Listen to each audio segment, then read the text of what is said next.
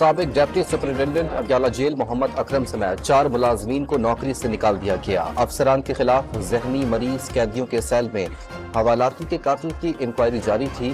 تمام افسران کو قصوروار قرار دے دیا گیا۔ فلور کراسنگ سے متعلق آرٹیکل 63A نظرثانی کیس کی سماعت آج پھر ہوگی۔ بانی پی ٹی آئی کے وکیل بیرسٹر علی ظفر دلائل جاری رکھیں گے۔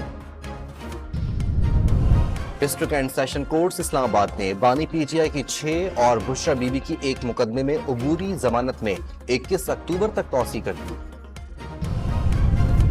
لیگی سینیٹر عرفان صدیقی کی اسلام آباد میں مولانا فضل الرحمان سے ملاقات، آئینی ترمیم پر تبادلہ خیال۔ پیپلز پارٹی کی وفد کی بھی جمعیت علماء اسلام کے سربراہ کی رہائش کا آمد، سیاسی صورتحال پر گفتگو۔ سابق وفاقی وزیر محمد علی درانی کی بھی مولانا فضل الرحمان کے ساتھ بیٹھک۔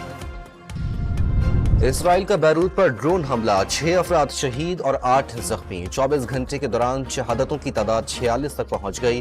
حزب اللہ نے جوابی کارروائی میں صہیونی فوج کے 3 ٹینک اڑا دیے، 8 اسرائیلی فوجی ہلاک، 7 زخمی ہو گئے۔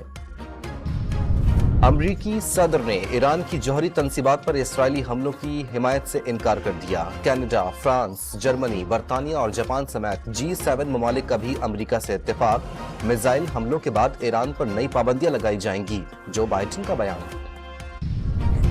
اقوام متحدہ کی سلامتی کونسل کا اجلاس، امریکہ کا پاسدارانہ انقلاب پر پابندی لگانے کا مطالبہ۔ اسرائیل امریکہ اور ایران کے درمیان جنگ چھیڑنا چاہتا ہے، روس کا الزام۔ اسرائیل تنازع بڑھانے کے اقدامات سے باز رہے، چین کی تنبیہ۔